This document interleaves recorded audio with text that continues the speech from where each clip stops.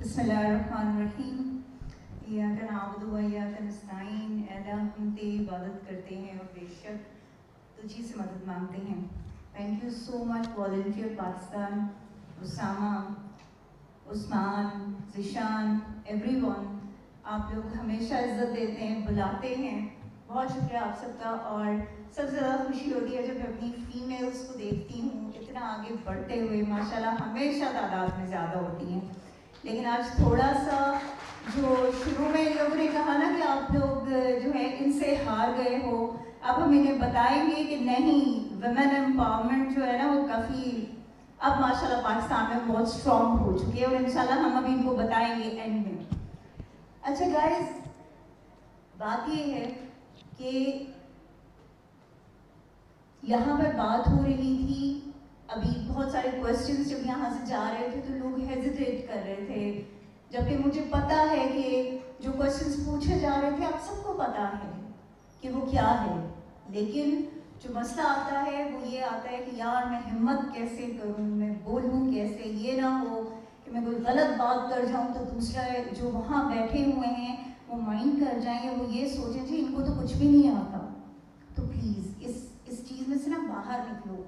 कौमें वही कामयाब होती हैं, नौजवान वही कामयाब होते हैं जो क्वेश्चंस करते रहते हैं और जो आंसर्स देते रहते हैं। चाहे आप गलत हो या सही हो, बोलो और डर के बोलो। यहाँ पर किसी की बात हो रही थी तो एक शख्स था कि जिसकी माँ अगर उसे ये बता देती ना कि तुम्हारे प्रिंसिपल ने जो है वो क्या तुम्हारे लिए रिमार्क्स दिए हैं, तो कभी भी वो उस मकाम तक ना पहुंचता कि जिस मकाम तक वो पहुंचा था, और वो था आइंस्टाइन। राइट फरूक भाई? तो आइंस्टाइन की जो मदर थी ना, उनको प्रिंसिपल ने ये कह दिया था कि आपका बच्चा जो है ना वो किसी काबिल नहीं है, ये कुछ नहीं कर सकता। तो उस माँ से जब उस बच्चे ने पूछा कि प्रिंसिपल की क्या रिमार्क्स हैं, तो उस माँ ने अपनी जिम्मेदारी अदा करते हुए ये कहा था कि उसने कहा है कि आपके बच्चे जितना लायक और अच्छा बच्चा कोई नहीं है। ठीक है, इस तरह की स्टेटमेंट्स दे के उन्होंने अपने बेटे का जो कॉन्फिडेंस लेवल था ना उसको उभारा था, और आखिरकार वो हमारे सामने आइंस्टाइन बन के आया। और जब उसको वो लेटर मिला और उसने पढ़ा तो तब उसने कहा कि अगर उस वक्त मेरी माँ मुझे ये दिखा देती तो शायद आज मैं ये ना होता जो मैं हूँ। तो इसलिए अपना कॉन्फिडेंस लेवल जो है प्लीज़ उसको स्ट्रॉन्ग करें। ये बात याद रखें कि अल्लाह ताला ने हर इंसान को दुनिया में एक मकसद से भेजा है। कोई इंसान दुनिया में मकसद के बगैर नहीं आया।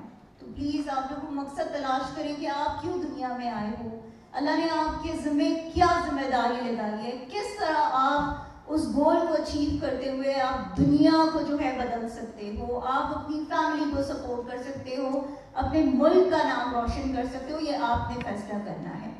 दूसरा ये कि तालीम मत हासिल करें, इल्म हासिल करें। इल्म शऊर है। ये जो हमारी प्रॉब्लम आती है ना कि हमसे कोई पूछ बैठता है तो हम परेशानी में मुब्तला हो जाते हैं। जैसे फरूक भाई ने यहाँ पे एक क्वेश्चन किया आप लोगों से, किसी ने उसका जवाब नहीं दिया, किसी ने नहीं पूछा, वापस उनसे पूछा भी नहीं कि प्लीज़ आप हमें बता दें कि इसका क्या मतलब है या ये क्या है। तो ये क्यों है? ये इसलिए है कि हम किताबी कीड़े बन चुके हैं। ठीक है, वो वाले नहीं जो भाई कह रहे हैं, वो डिफरेंट बात कर रहे हैं। हम किताबें सिर्फ रट्टा लगा लेते हैं और हम उसको समझते नहीं हैं कि उसमें हमें सिखाया क्या जा रहा है, हमें बताया क्या जा रहा है। तो प्लीज़ इल्म हासिल करें, उस चीज़ को समझें जो आप पढ़ रहे हैं, तभी आप ज़िंदगी में कामयाब होंगे। ऑनरशिप लें, रिस्पॉन्सिबिलिटी समझें कि आपकी रिस्पॉन्सिबिलिटीज़ क्या हैं आपके मुल्क की तरफ। हम जिस वक्त ये कहते हैं ना कि पाकिस्तान ने हमें क्या दिया है, तो पाकिस्तान ने हमें बहुत कुछ दिया, हमने इस मुल्क को कुछ नहीं दिया अनफॉर्चुनेटली। ठीक है, अब वो वक्त है कि जब हम सब ने मिलकर इस मुल्क के लिए कुछ कंट्रीब्यूट करना है, और वो आप सब में पोटेंशियल मौजूद है। आप लोगों ने अपनी उन पोटेंशियल्स को सामने लाना है, आपने खुद तलाश करना है ना आपके अंदर क्या पोटेंशियल है। आप अच्छे सिंगर बन सकते हो, आप अच्छे टीचर बन सकते हो, अच्छे डॉक्टर बन सकते हो, अच्छे इंजीनियर बन सकते हो। आप क्या कर सकते हो ये आपको पता है, आपसे बेहतर आपको कोई नहीं जानता। तो प्लीज़ अपने आप पर ये जो है ना वो اپنا کیا بولتے ہیں ذیشان اس کو اردو میں, کہ اپنے آپ نا ترس کھانا چھوڑ دو پلیز. ترس کھانے والی پرسنالٹیز نہیں ہیں آپ کی. آپ وہ قوم نہیں ہو کہ جو ترس کھا کے آگے آئی ہے. آپ وہ قوم ہو جس نے اپنے آپ کو منوایا ہے کہ ہم پاکستانی ہیں. تو پلیز اپنے آپ کو منواؤ اور چھوڑ دو یہ فرقہ واریت اور یہ سب کچھ فلاں یہ ہے فلاں وہ ہے. پاکستانی بن کے سوچیں, پاکستانیت کا حق ادا کریں, کیونکہ آپ کو اللہ تعالیٰ نے ایک آزاد ملک میں جینے کا موقع دیا ہے. اس لیے پلیز اپنی آزادی پہ فخر کریں, اپنے ملک پہ فخر کریں, اپنی زبان پہ فخر کریں. انگریزی نہیں آتی کوئی مسئلہ نہیں ہے, اردو میں بات کریں, آپ کی قومی زبان ہے. آپ جب وزیر اعظم کھڑے ہو کے یہ بات کہتے ہیں کہ جہاں پہ سارے وہ 3-4 ایمبیسڈرز بیٹھے ہوتے ہیں اور وہاں پہ باقی پبلک جو ہے پاکستانی ہے, وہاں کھڑے ہو کے ہم انگریزی میں تقریر کر رہے ہیں, تو وہ جو باقی بیٹھے ہوئے ہیں ان کا کیا قصور ہے کہ جن کی وہ لینگویج نہیں ہے. تو پلیز اپنی زبان کو آن کیجیے, اپنے آپ کو آن کریں. جس دن آپ لوگ خود کو آن کریں گے, اپنے ملک کو اپنی زبان کو آن کریں گے, آنیسٹلی پاکستان بہت اوپر جائے گا, پاکستان ترقی کرے گا.